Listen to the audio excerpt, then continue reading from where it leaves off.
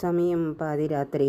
സ്കറിയ അന്ന ദമ്പതികളുടെ ഏറ്റവും മൂത്ത മകളെ പ്രസവം കഴിഞ്ഞ് കൊണ്ടുപോയി വിടുന്നതിലുള്ള ചിലവിലേക്ക് തലേനാൾ ആടുമാടുകളെ വിറ്റുകിട്ടിയ പണം തങ്ങൾ കിടക്കുന്ന ഈശോയുടെ മുറിയിൽ സൂക്ഷിച്ചു വെച്ചിരുന്നു. നല്ല ഉറക്കത്തിൽ ആരോ സ്കറിയ ചേട്ടനെ തട്ടി വിളിച്ചു. "എഴുന്നേൽക്ക്, വീട്ടിനുള്ളിൽ കള്ളൻ കയറുന്നത് നീ കാണുന്നില്ലേ?" ഉണരാൻ കഴിയാതെ ഒന്നുകൂടി തിരിഞ്ഞുകിടന്നു. വീണ്ടും കയ്യിൽ തട്ടി എഴുന്നേൽക്കാൻ. കള്ളൻ കയറുന്നെന്ന് പറഞ്ഞതുപോലെ സ്കറിയ ചേട്ടൻ അനുഭവപ്പെട്ടു. സ്കറിയ ചേട്ടൻ ഭാര്യ അന്നക്കുട്ടിയെ വിളിച്ചു ചോദിച്ചു, "നീ എന്നെ വിളിച്ചോ?" അന്നക്കുട്ടി പറഞ്ഞു, "ഏയ്, ഞാനൊന്നും നിങ്ങളെ വിളിച്ചില്ല. പക്ഷേ ആരോ എന്നെ തട്ടി വിളിച്ചു. കള്ളൻ കയറുന്നെന്ന് പറഞ്ഞു."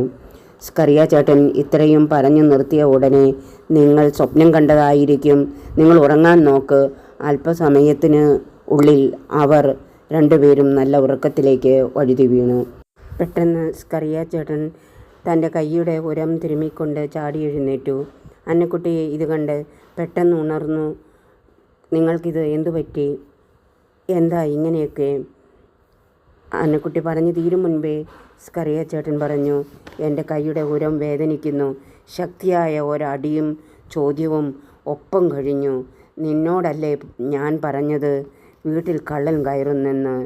എന്തായാലും നീ ആ ലൈറ്റിങ് എടുക്ക്, ഞാൻ പുറത്തുപോയി നോക്കട്ടെ." സ്കറിയ ചേട്ടൻ വീടിന് ചുറ്റുമുള്ള വരാന്തയിലൂടെ പുരയ്ക്ക് ചുറ്റും ടോർച്ചടിച്ചു നടന്നു തുടങ്ങി. ഏകദേശം ബാക്കിലുള്ള വലിയ തിണ്ണയുടെ ജനലക്കരികിൽ വന്നപ്പോൾ പെട്ടെന്ന് ടോർച്ച് ഓഫായി. പിന്നെ എന്തു ചെയ്തിട്ടും ടോർച്ച് ഓണാകുന്നില്ല. അപ്പോഴതാ വലിയ കാറ്റും മഴയും കൂരിരുട്ടും. കനത്ത മഴയും മൂലം തെരച്ചിൽ നിർത്തി തിരികെ വന്ന് മുറിയിൽ കടന്ന് കതകടച്ചു കിടന്നു.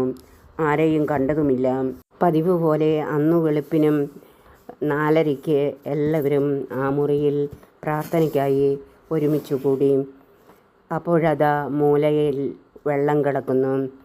പ്രാർത്ഥന കഴിഞ്ഞ് കാരണമെന്തെന്ന് സ്കറിയ ചേട്ടൻ പുറത്ത് ചെന്ന് നോക്കി.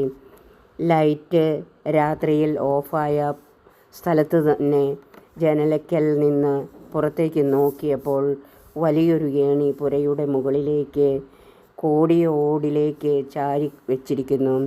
മുറ്റത്തിറങ്ങി നോക്കിയപ്പോൾ കോടിയ ഓടുകൾ പുരയുടെ മുകളിൽ പൊളിച്ചടുക്കി വെച്ചിരിക്കുന്നു. പണം മോഷ്ടിക്കുവാനുള്ള കള്ളൻ്റെ ഈ ഉദ്യമത്തിന് വിരാമമിടുവാൻ യൗസേപ്പിതാവാണ് തന്നെ വിളിച്ചുണർത്തിയതെന്ന് സ്കറിയ ചേട്ടൻ പങ്കുവച്ചു.